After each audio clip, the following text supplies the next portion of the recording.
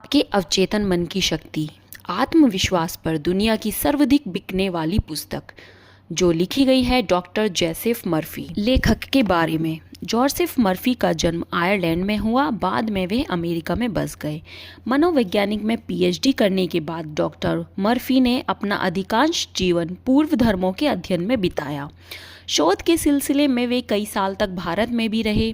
विश्व के सभी प्रमुख धर्मों का कई वर्षों तक अध्ययन करने के बाद उन्हें विश्वास हो गया कि पूरी सृष्टि में एक विराट शक्ति पर्याप्त है और वह शक्ति हमारे भीतर है, हमारे अपने अवचेतन मन की। डॉक्टर मर्फी पर न्यू थॉट सिद्धांतों का भी काफ़ी प्रभाव पड़ा, जो 19वीं सदी के उत्तरार्ध में अमेरिका में लोकप्रिय हुए थे। न्यू थॉट मुहिम का मानना था कि ईश्वर या अनंत प्रज्ञा सर्वोच्च, सर्वव्यापी और अजर अमर है। हर व्यक्ति के भीतर दैवीय अंश है और सभी लोग मूलतः आध्यात्मिक है। सर्वोच्च आध्यात्मिक सिद्धांत है कि एक दूसरे से बिना शर्त प्रेम किया जाए। न्यू थॉट सिद्धांत की मान्यता थी कि हर प्रकार की बीमारी मस्तिष्क में उत्पन्न होती है और सही सोच से उपचार संभव है। मर्फी से उनकी जीवन और जीवन परिचय लिखने के लिए कई बार अनुरोध किया, लेकिन उन्होंने हर बार यही कहा कि उनका जीवन उनकी पुस्तकों में पाया जा सकता है। उन्होंने 30 से अधिक पुस्तकें लिखी हैं, जिसमें telepsychics, believe in yourself, how to attack money, your infinite power to be rich, miracle of your mind और साइकिस प्रिस्क्रिप्शंस शामिल है। The power of your subconscious mind उनकी सबसे लोकप्रिय पुस्तक रही है। पुस्तक का पहला अध्याय। यह पुस्तक आपके जीवन में चमत्कार कैसे कर सकती है। मैंने दुनिया भर में सभी तरह के लोगों के जीवन में चमत्कार होते देखे हैं। चमत्कार आपके साथ भी हो सकते हैं, बशर्ते आप अपने अवचेतन मन की जादुई शक्ति का इस्तेमाल करना शुरू कर दें। यह पुस्तक आपको यह सिखाने के लिए लिखी गई है कि आप अपने अवचेतन मन की शक्ति से अपनी तकदीर खुद कैसे बनाएं। इंसान अपने अवचेतन मन में जैसा सोचता है वैसा ही वह बन जाता है। क्या आप इन सवालों का जवाब जानते हैं? एक व्यक्ति दुखी क्यों होता है जबकि दूसरा व्यक्ति खुश क्यों रहता है? एक व्यक्ति सुखी और समृद्ध क्यों होता है जबकि दूसरा गरीब और दुखी क्यों होता है? एक व्यक्ति भयभीत और तनावग्रस्त क्यों हो कि दूसरा आस्थावान तथा आत्मविश्वासी क्यों होता है? एक व्यक्ति के पास सुंदर आलीशान बंगला क्यों होता है जबकि दूसरा झोपड़पट्टी में क्यों रहता है? एक व्यक्ति बहुत सफल क्यों होता है जबकि दूसरा बुरी तरह असफल क्यों होता है? एक वक्ता उत्कृष्ट और असाधारण रूप से लोकप्रिय क्यों होता है जबकि दूसरा औसत और अलोकप्रिय क्यों होता है? एक व्यक्ति अपने काम या पेशे में जीनियस क्यों होता है जबकि दूसरा जिंदगी भर मेहनत करने के बावजूद भी कुछ हासिल नहीं कर पाता? एक व्यक्ति तथाकथित साध्य बीमारी से ठीक क्यों हो जाता है जबकि दूसरा नहीं हो पाता? इतने सारे अच्छे, दयालु, धार्मिक लोग और इतनी ज़्यादा मानसिकता और शारीरिक यातना क्यों झेलते हैं? कई अनैतिक और अधर्मी लोग सफल, समृद्ध और स्वस्थ क्यों होते हैं? एक व्यक्ति का व्यवहारिक जीवन सुखमय क्यों होता है जबकि दूसरे का दुखी और कुंठित क्यों होता है? क्या आपके चेतन और अवचेतन मन की कार्यशैली में इन सवालों का कोई जवाब मिल सकता है? निश्चित रूप से मिल सकता है। आपको बताते हैं यह पुस्तक क्यों लिखी गई। इसी तरह के बहुत से सवालों के जवाब बताने की गहरी इच्छा के कारण ही मुझे यह पुस्तक लिखने की प्रेरणा मिली। मैंने मस्तिष्क की आधारभूत सच्चाई को सरलतम भाषा में समझाने की कोशिश की। मैं मानता हूं कि जीवन और मस्तिष्क के मूलभूत तथा आधारभूत नियमों को रोजमर्रा की सरल भाषा में समझाना पूरी तरह संभव है। आप इस पुस्तक में वही भाषा पाएंगे जो अखबारों, पत्रकारों, ऑफिसों और घरों में मिलती है। मैं आपसे इस पुस्तक का अध्ययन करने और इसमें बताई तकनीकों को अमल में लाने का आग्रह करता हूँ।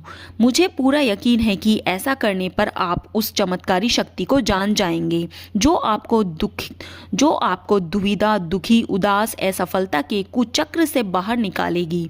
यह शक्ति आपको अपनी सच्ची मंजिल तक पहुँचाने का कैसा मार्गदर्शन देगी, आपकी समस्याएं सुलझाएगी, आपको भावात्मक और शारीरिक बड़ियों से मुक्त कराएगी और आपको स्वतंत्र, खुशी, मानसिक शांति और राजसी मार्ग पर पहुंचा देगी। अवचेतन मन की यह चमत्कारी शक्ति आपकी हर बीमारी को ठीक कर सकती है।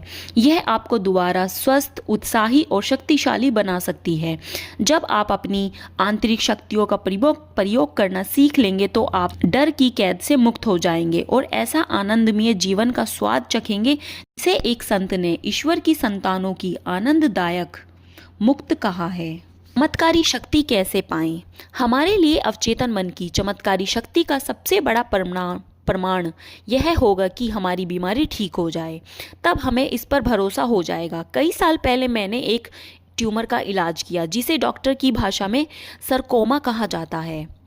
मैंने यह इलाज अपने अवचेतन मन की उस शक्ति के माध्यम से किया जिसने मेरे शरीर की रचना की और जो मेरे सभी महत्वपूर्ण शारीरिक कार्यों को नियंत्रण करती है। उस ट्यूमर को मैंने जिस तकनीक से ठीक किया है वह तकनीक इस पुस्तक में आगे विस्तार में बताई गई है। मुझे पूरा यकीन है कि इससे दूसरों को भी यह उपचार शक्ति पर विश्वास हो जाएगा। मुझे पूरा यकीन है कि इससे दूसरों को भी उस उपचार शक्ति पर पूरा विश्वास हो जाएगा जो हम सभी के अवचेतन मन की गहराई में मौजूद है। एक बुजुर्ग डॉक्टर मित्र की सलाह से मुझे अचानक यह एहसास हुआ कि जब अवचेतन मन के रचनात्मक ज्ञान ने मेरे पूरे शरीर और इसके सभी अंग बनाए तो यह अपनी बनाई चीज को क्यों ठीक नहीं कर सकता। पुरानी कहावत है, डॉक्टर घाव पर पट्टी करता है, ईश्वर उसे ठीक करता है। कारगर प्रार्थना से चमत्कार होते हैं। वैज्ञानिक प्रार्थना मस्तिष्क के चेतन और अवचेतन स्तरों के बीच की एक ऐसी सामंजस्यपूर्ण पारंपरिक क्रिया है जिसे किसी विशिष्ट उद्देश्य को पाने के लिए वैज्ञानिक तरीके से निर्देशित किया जाता है। यह पुस्तक आपके भीतर छिपी अनंत शक्तियों को प्रकट करने का वैज्ञानिक तरीका सिखाएगी। यह पुस्तक आपको वह सब कुछ पाने में सामर्थ्य बनाएगी जो आप जीवन में सचमुच चाहते हैं। आप अधिक सुखी, पूर्ण और समृद्ध जीवन चाहते हैं।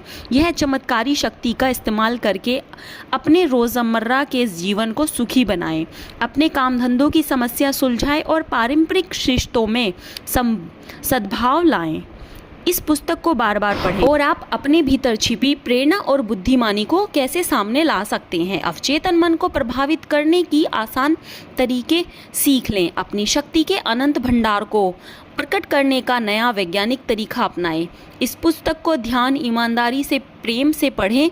विश्वास रखें कि यह आपकी आश्चर्यजनक मदद कर सकती है, हो सकता है और मेरा मानना है ऐसा ही होगा। यह आपके जीवन का निर्णायक मोड़ साबित हो। व्यक्ति प्रार्थना करता है। क्या आप जानते हैं कारगर प्रार्थना कैसे की जाती है? कितने लंबे समय से आपने नियमित प्रार्थना करना छोड़ दिया है? अक्सर खतरे या मुसीबत, बीमारी या मौत के करीब आने पर आपातकालीन स्थिति में प्रार्थनाएं मुंह से निकलती है। रोज़मर्रा की खबरों पर एक नज़र डालें। देशवासी किसी असाध्य बीमारी से पीड़ित बच्चे के लिए प्रार्थना कर रहे हैं। देश के बीच शांति के लिए दुआ मांग रहे हैं। किसी खदान में पानी भर जाने के कारण फंसे खनिकों के लिए प्रार्थना कर रहे हैं। बचने के बाद खनिकों ने बताया कि उन्होंने भी बचाव का इंतजार करते समय प्रार्थना की थी।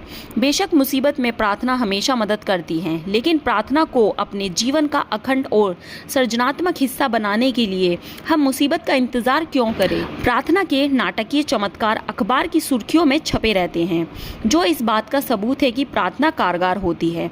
लेकिन प्रार्थना के अन्य प्रकार भी है, जैसे बच्चे की छोटी छोटी प्रार्थनाएं, हर दिन भोजन के वक्त ईश्वर का स्मरण, ईश्वर के साथ संप्रेषण की इच्छा से ही की गई धार्मिक आराधना। मैंने बहुत समय तक प्रार्थना की विभिन्न विधियों का अध्ययन किया है। मैंने खुद के जीवन में भी इसकी शक्ति महसूस की है। इसके अलावा मैंने कई ऐसे लोगों के साथ बातचीत और काम किया है जिन्हें प्रार्थना से बहुत लाभ हुआ है। आमतौर पर समस्या यह आती है कि किसी दूसरे को प्रार्थना करना कैसे सिखाया जाए। मुसीबत में फंसे लोगों के लिए तार्किक ढंग से सोचना और काम करना मुश्किल होता है। उनकी समस्याएं उन पर हावी हो जाती हैं और सुनने और समझने की क्षमता को कम कर देती है। उन्हें कोई आसान फॉर्मूला चाहिए जिसका वे पालन कर सके, कोई कारगर तरीका जो सरल लेकिन खास हो। पुस्तक की अनूठी विशेषता, इस पुस्तक की अनूठी विशेषता यह है कि यह व्यवहारिक और यथार्थपरक है। इसमें आपको आसान तरीके और कारगर फार्मूले मिलेंगे जिन्हें आप रोजमर्रा के जीवन में आजमा सकते हैं। ये आसान तकनीकें मैंने दुनिया भर के लोगों को सिखाई है। इस पुस्तक की कुछ बातें खास तौर पर आपकी मदद करेगी। इसमें यह रहस्य खोला गया है कि आप किस चीज़ के लिए प्रार्थना करते हैं, अक्सर आपको उसके उल्टे परिणाम क्यों मिलते हैं। दुनिया भर में हजारों लोगों ने मुझसे पूछा कि बार बार प्रार्थना करने के बावजूद भी मुझे मांगी हुई चीज़ क्यों नहीं मिलती। इस पुस्तक में आपको इसका कारण पता चल जाएगा। इसमें अवचेतन मन को प्रभावित करने और सही जवाब पाने के तरीके का जो स्पष्टीकरण दिया गया है, उससे यह असाधारण रूप से मूल्यवान बन जाती है। यह मुसीबत के समय हमेशा मदद करेगी। आप किस चीज़ पर यकीन करते हैं? बहुत से लोग सोचते हैं कि व्यक्ति की प्रार्थना का जवाब उस चीज़ के कारण मिलता है जिसमें वह विश्वास करता है। ऐसा नहीं है, उसे तो जवाब अपने विश्वास के कारण मिलता है। प्रार्थना का फल तो तब मिलता है जब व्यक्ति का अवचेतन मन उस व्यक्ति की मानसिक तस्वीर या विचार पर प्रतिक्रिया करके उसको हकीकत में बदल दे। विश्वास का यह नियम दुनिया के सभी धर्मों का गोपनीय सिद्धांत है। यह उनके मनोवैज्ञानिक सत्य का छिपा हुआ कारण है। धार्मिक विभिन्नताओं के बावजूद बौद्ध, ईसाई, मुस्लिम और यहूदी लोगों को अपनी प्रार्थनाओं के जवाब मिलते हैं। ऐसा कैसे हो सकता है? इसका कारण यह है कि प्रार्थनाओं के जवाब किसी खास अवस्था, धर्म, जुड़ाव, कर्मकांड, संस्कार, आराधना, भजन, मंत्र, बलि या चढ़ावे के कारण नहीं मिलते।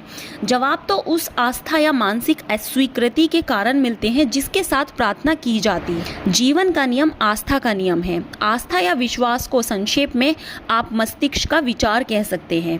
व्यक्ति जैसा सोचता, महसूस करता और विश्वास करता है, वैसा ही उसके मन, शरीर और परिस्थितियों की स्थिति होती है। आप क्या कर रहे हैं और क्यों कर रहे हैं, यह जान लेने के बाद आप अवचेतन मन की मदद से ऐसी तकनीक तैयार कर सकते हैं जो आपको जीवन की सभी अच्छी चीज़ें दिलाएं। सफल प्रार्थना का मूल अर्थ मनोकामना पूरा होना है। अच्छा प्रार्थना है। हर व्यक्ति सेहत, खुशी, सुरक्षा, मानसिक शांति और सच्ची अभिव्यक्ति की इच्छा रखता है, लेकिन इनमें से कितने लोग इन्हें पा लेते हैं? एक यूनिवर्सिटी के प्रोफेसर ने कुछ समय पहले मुझसे कहा था कि मैं जानता हूं कि अगर मैं अपने मस्तिष्क नज़रिए को बदल लूं और अपने भावनात्मक जीवन को नई दिशा दे दूं तो मेरे हृदय की स्थिति सुधर जाएगी। मैं यह बात जानता हूं। दिक्कत यह है कि मेरे पास ऐसा करने की कोई तकनीक, प्रक्रिया या कार्यविधि नहीं है। मेरा मस्तिष्क कई समस्याओं के कारण इधर उधर भटकता रहता है और मैं कुंठित और दुखी तथा पराजित महसूस करता हूँ। इस प्रोफेसर के मन में संपूर्ण स्वास्थ्य की इच्छा थी। उन्हें तो सिर्फ यह ज्ञान नहीं था कि उनका दिमाग कैसे काम करता है। इस ज्ञान से वह अपनी मनोकामना पूरी कर सकता है और यही हुआ। इस पुस्तक में बताई उपचार विधियों के इस्तेमाल से वह पूर्ण स्वस्थ हो गया। सभी व्यक्तियों में शाश्वत मस्तिष्क अंश है। आपके अवचेतन मन की शक्तियाँ उस समय भी मौजूद थी जब आप या मैं पैदा भी नहीं हुए थे, जब कोई चर्चा नहीं थी, जब दुनिया ही नहीं थी। जीवन की महान शाश्वत सच्चाइयाँ और सिद्धांत उस समय भी मौजूद थे जब कोई धर्म शुरू नहीं हुआ था। मैं आपसे आग्रह करता हूँ कि आगे आने वाले अध्यायों में आप इस अद्भुत जादुई काया पलट कर देने वाली शक्ति तथा उसकी उपयोगिता को अच्छे से जान ले।